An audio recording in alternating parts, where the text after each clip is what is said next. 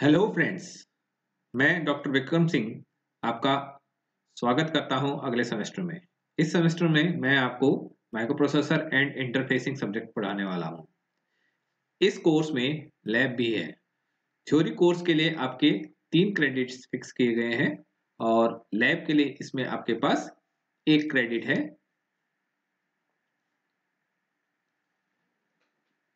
इस कोर्स में हम ये देखेंगे कि माइक्रोप्रोसेसर जो एक बहुत ही इम्पोर्टेंट पार्ट है आपके किसी भी कंप्यूटर का या लैपटॉप का, वो कैसे काम करता है, कैसे उसकी प्रोग्रामिंग की जाती है, क्या क्या उसके अंदर पार्ट्स होते हैं, क्या क्या कंपोनेंट्स होते हैं, किस चीज से कैसे बना होता है वो, और कैसे हम उसके साथ दूसरे अदर कंपोनेंट्स को कनेक्ट करते हैं। That is known as your interfacing.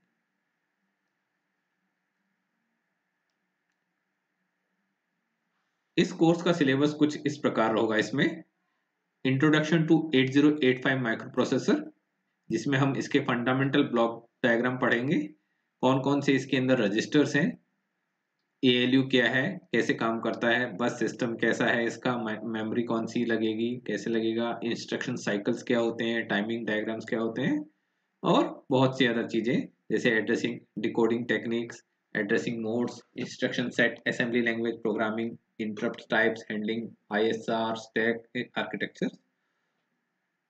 इसके अलावा हम मेमोरी इंटरफेसिंग और जो अदर डिवाइसेस की जो इंटरफेसिंग है वो कैसे करते हैं वो भी हम इसमें पढ़ेंगे। जैसे रोम अगर इसमें कनेक्ट करनी है या रैम कनेक्ट करनी है तो हम कैसे कनेक्ट कर सकते हैं। इसके अलावा हम एक और माइक्रो प्रोसेसर पढ़ेंगे जिसको हम बोलते हैं 16 bit Intel 16 bit micro processor.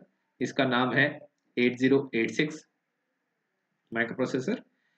इन दोनों माइक्रो प्रोसेसर्स को पढ़ना दोस्तों इसलिए जरूरी है, जैसे आप ABCD पहले सीखते हैं, फिर आप वर्ड बनाना सीखते हैं, फिर आप वर्ड्स के बाद सेंटेंस बनाना सीखते हैं, और सेंटेंस के बाद आप बड़े बड़े पैराग्राफ्स लिखना सीखते हैं। तो 8085 is the basic microprocessor from where you have to start learning the concept of your microprocessor कि microprocessor कैसे काम करता है। तो हमें 8085 हालांकि बहुत पुराना प्रोसेसर है, लेकिन इससे बेटर प्रोसेसर आपको कोई भी नहीं होगा जो आपको ये सिखा सके कि कोई माइक्रोप्रोसेसर कैसे काम करता है और कैसे हम इसकी प्रोग्रामिंग करते हैं। फिर 16 बिट माइक्रोप्रोसेसर लेते हैं 8085, जहां आपके पास 8 बिट माइक्रोप्रोसेसर है। ये आपका 8 बिट माइक्रोप्रोसेसर है। वहीं आपके पास 16 बिट माइक्रोप्रोसेसर 8086 होता है। 8086 की वर्किंग कहीं ना कहीं जो आजकल आपके पास माइक्रोप्रोसेसर्स हैं, जैसे आपका इंटेल का है, इंटेल कोर i3 या कोर i7 या कोर i5 जो आपके चल रहे हैं, जिसमें अभी तक आपके पास 11th जनरेशन भी आ चुके हैं, तो इनकी प्रोग्रामिंग कुछ अपग्रेडेड के बाद यहां तक पहुंची है। आपके पास बेसिक जो प्रोग्रामिंग है आपका 8086 से स्टार्ट होगी, और फिर आपको समझ में आएगा कि कैसे आपके जो लेटेस्ट प्रोसेसर्स हैं वो कैसे काम करते हैं। ठीक है, इसलिए आपके पास ये दोनों प्रोसेसर्स पढ़ने बहुत जरूरी हैं। जब आपको ये समझ में आ जाएगा कि कोर i3 या कोर i5 या ड्यूअल कोर या कोर टू ड्यूअल, इन प्रोसेस में क्या फर्क होता है और क्या चीज होती है। चलिए देख लेते हैं इसमें बुक्स कौन कौन सी होंगी। बुक्स के लिए अगर मैं बात करूं तो 8085 माइक्रोप्रोसेसर के लिए सबसे पहले, क्योंकि हमें पढ़ना है 8085 माइक्रोप्रोसेसर, तो 8085 माइक्रोप्रोसेसर के लिए हम रमेश गोयंकर की एक बुक है आती है, वो हम फॉलो करेंगे।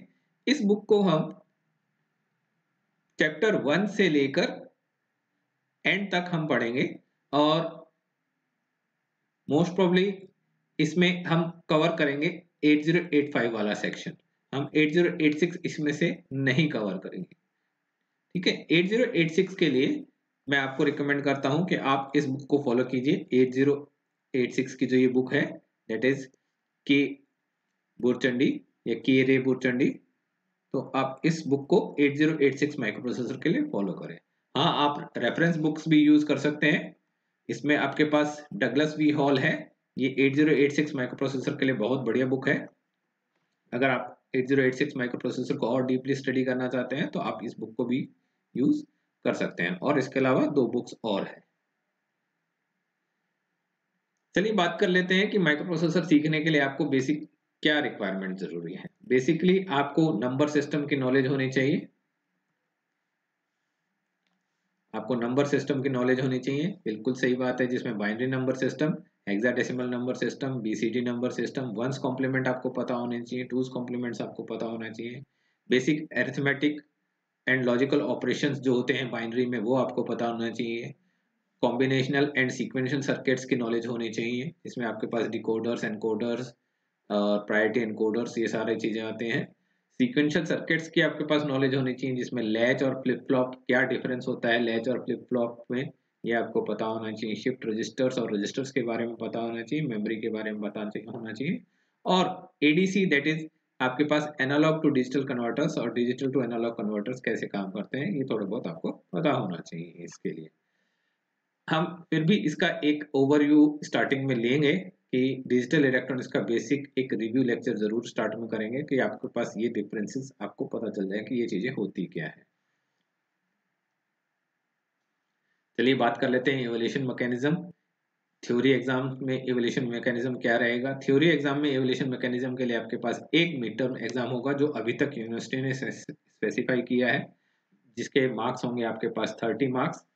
और दूसरा आपके पास आप 20 मार्क्स के आपके पास क्विजेज या असाइनमेंट्स होंगे। However mostly I will take 2 quizzes और 3 क्विजेज ओके ऑफ 20 मार्क्स। और उसके बाद आपके पास मेजर एग्जाम होगा 50 marks at the end of semester, that will contribute to the total of 100 marks. For any other queries you can contact me at my email,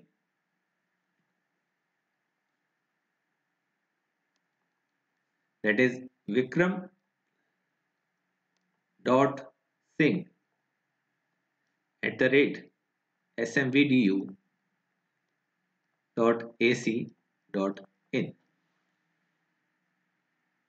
Thank you. Thanks for watching this video.